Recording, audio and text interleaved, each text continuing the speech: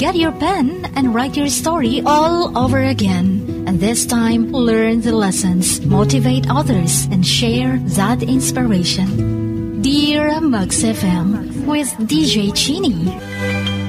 Dear Max FM, pakitago na lang po ako sa pangalang Fata Jamila. Kakaibang kwento ko ngayon, Chin. Pero ito ay kwento pa rin ng pag-ibig. Isang kwentong pag-ibig at pagkawala. Ako yung babaeng may puso na puno ng pag-ibig para sa mga aso. Dog lover ako, Chin. Simula ng bata ko, nagdalaga, nagkaedad, isa akong dog lover. I used to have 5 dogs. 5 aso na itinuring kong mga babies ko. Mga fur babies ko. Sila yung joy and inspiration ko. Inaalagaan ko, kinakausap, kasabay sa pagtulog. Sila yung tinuring kong friends, mga playmates, at kasama sa bawat sandali. Ako at ang aking mga aso ay para bang isa ng pamilya. Isang pamilyang puno ng pag-ibig at kasiyahan. Pero nagbago yung buhay. Nagbago nung isang araw, nung ako at boyfriend ko ay nag-away. Napahaba yung arguments namin. At sa gitna ng aming pag-aaway, isa sa aking mga aso ay biglang kumagat sa kanya. Tapos sumunod yung isa. Hindi ko alam, Chin, kung anong nangyari. Napakabilis ng sandali. Para bang nagalit din yung aso ko dahil pinagtataasan ako ng boses ng boyfriend ko. Kaya bigla na lang nagalit yun at kumagat sa boyfriend ko. Sumunod din ang isa. Pinagtulungan siyang dalawa. Agad naming dinala yung boyfriend ko sa hospital. Nabigyan ng mga anti-rabies injection yung mga aso ko, Chin. Pero yung isa kasi, isang beses pa lang.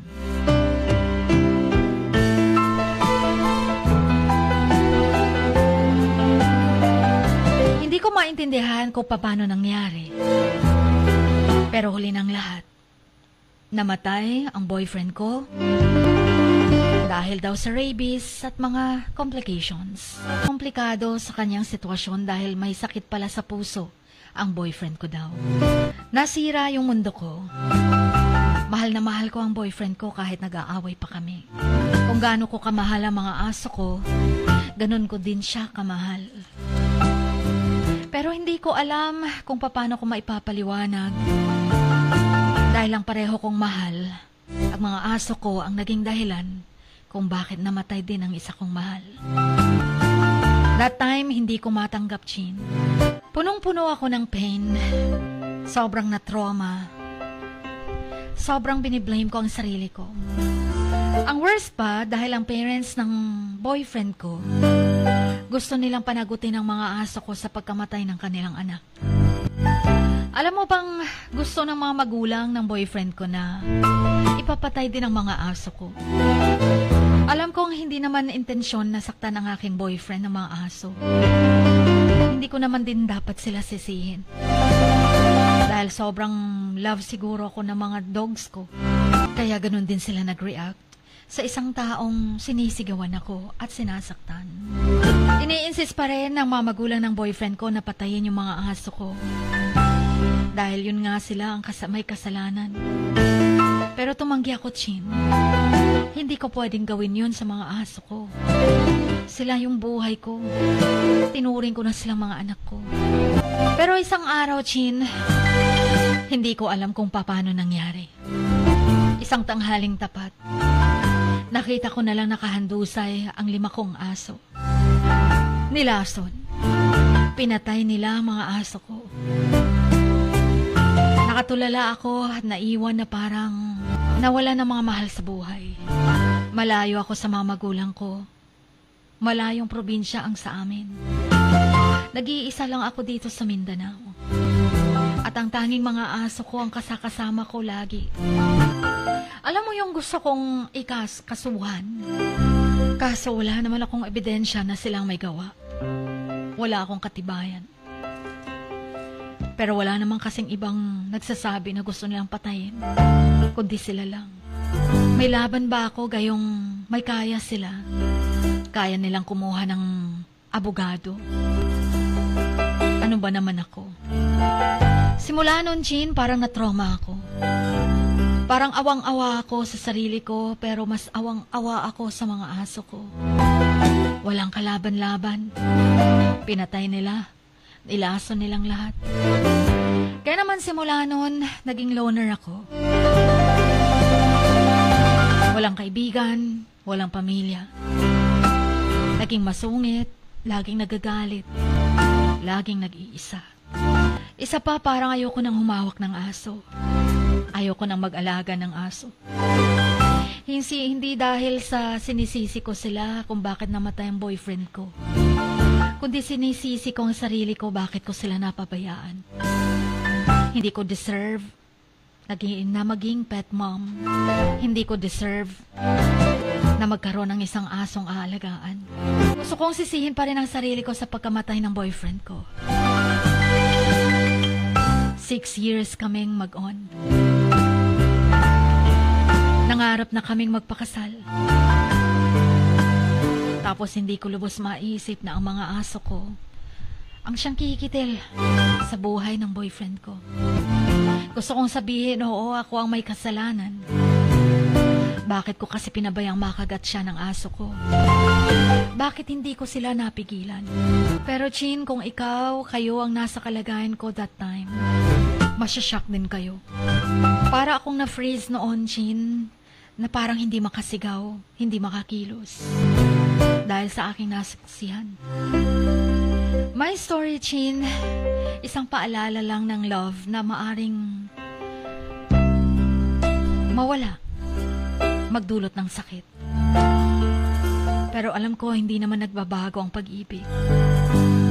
Kung buhay ang boyfriend ko, mapapatawad niya mga aso ko. Ang kaso nga lang, gumanti ang parents niya. Kahit gaano man kasakit, mananatili yung mga aso ko sa puso ko. Hindi rin magbabago. Tulad ng pag-ibig ko sa boyfriend ko. Kaso nga lang, hanggang ngayon nananatili ang sakit. Lalong-lalo na kapag naaalala ko. Wala kasing katumbas ang joy at inspiration na binigay sa akin ng mga aso ko sa akin. Lalong-lalo na sa mga oras ng kalungkutan. Kaya Chin, parang ayoko nang humawak ng isang aso. Naalala ko lang kasi mga aso ko. Sobrang sakit. Yung love ko para sa kanila, napalitan ng takot. Hindi takot na makagat, kundi takot na baka mapahamak ko sila. Hanggang dito na lamang, Chin. Pasensya na sa mga mali-mali kong grammar. At pasensya na din dahil umiiyak ako habang sinusulat ko ito. Para sa mga aso ko, sa boyfriend ko, magkikita din tayo muli. And it's not yet goodbye. Hanggang dito na lamang. By the way, ang Fata Jamila ay isang Arabic na term kung saan ang ibig sabihin ay beautiful girl. Until here, ang inyong kamags, Fata Jamila. Sa bawat pagluha mo, may nakatagong kwento. Sa bawat ngiti mo, may gustong sabihin ang puso mo. At sa likod ng iyong halakak at maging sa pagkabiko mo, may mensaheng nakabalot sa iyong pagkatao. At ang tanging nais mo lamang ay mapakinggan ang mga ito ng buong mundo.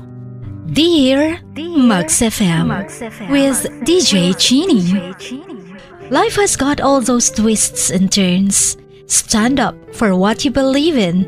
What lies behind you and what lies in front of you pales in comparison to what lies inside of you. Dear Max FM with DJ Chini. Sabi nga nila, ang pagsusulat kapag masyado mong diniinan hanggang sa susunod na pahina ay nagmamarka. Katulad ng pagmamahal, kapag masyado mong ibinigay ang lahat, yung sakit na gawa ng nakaraan, dala pa rin hanggang kasalukuyan. Dear Mugs FM, you own your story and you are the author of your own book of life. Don't let others write your script, but let others hear your story and make them inspired. Kaya sumulat na, maging bahagi ng aming programa, Dear Mugs FM with DJ Chini, tuwing Lunes hanggang Biyernes, 1:00 hanggang 3:00 ng hapon sa Max News FM, Sock Sargent. Love, life, and lessons from the past, only at Dear Mugs FM with DJ Chini.